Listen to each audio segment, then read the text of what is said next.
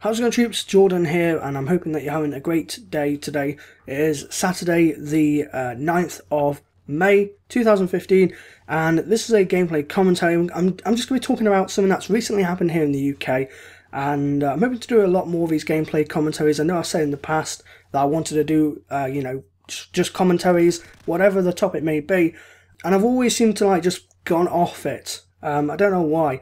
So hopefully I will try and stick to my my word and to keep doing these commentaries. But today we're going to be talking about the general election 2015. So some of you who are not in the UK will not have a clue about the general election here in the UK.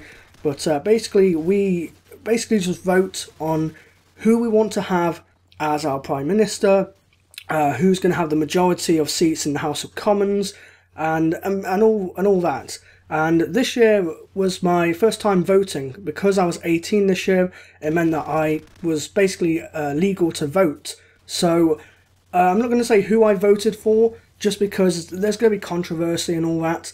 But I can say I did not vote who won, which were the Conservatives. So I've got the actual listing here. So basically it's all judged by the number of seats you get in the House of Commons.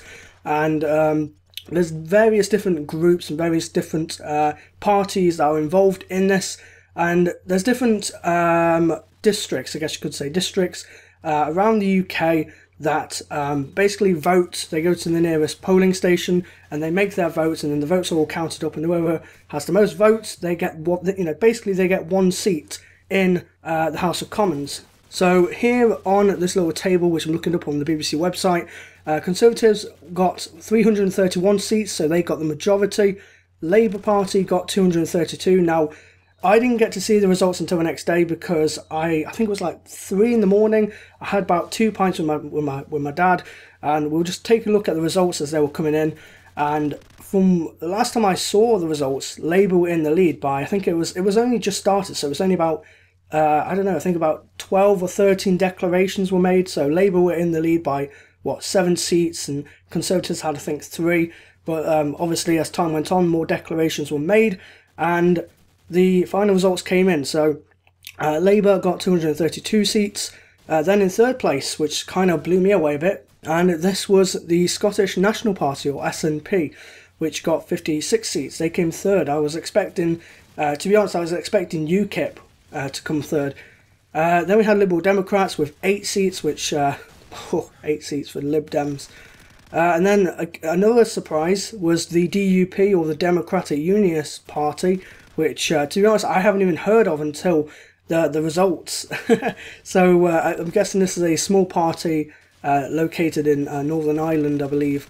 And then we've got a load of other parties. UKIP, I think, were in 9th or 10th place, and they only got 1 seat. So I was a little bit disappointed. I was actually hoping UKIP would do a little bit better, to be honest. But it is what it is. People made their votes, and let me just take a look at how many people voted. So there were over 46 million votes. Obviously, some people on purpose, they basically spoiled their votes by either voting for more than one party, or by, I don't know, crossing something out in which they shouldn't have. It happens. People do it on purpose just because they don't want to vote. Some people do it by accident. But according to this, there was over 46 million votes counted, and I was one of them. So what does this mean for the UK? Some people are saying we're going to be screwed. And to be honest, I don't know. I mean, I'm not keen on the Conservatives because they basically just focus on the millionaires. You probably have heard about this whole issue with people that have houses or mansions that are worth £2 million and they don't get taxed whatsoever. I mean, Conservatives have done a decent job of trying to get the UK out of the massive debt in our economy that was, done by Labour, which back then I think it was Tony Blair and Gordon Brown. So we're essentially better off now than we were, 5 years ago. So Conservatives are doing their best to try and, get the debt done, get it out of the way, and, bring us to normal grounds. But at the same time, they're making a lot of cuts in order to try and get the debt cleared off, basically. And some cuts involve tuition fees, so, for students in university or college or whatever.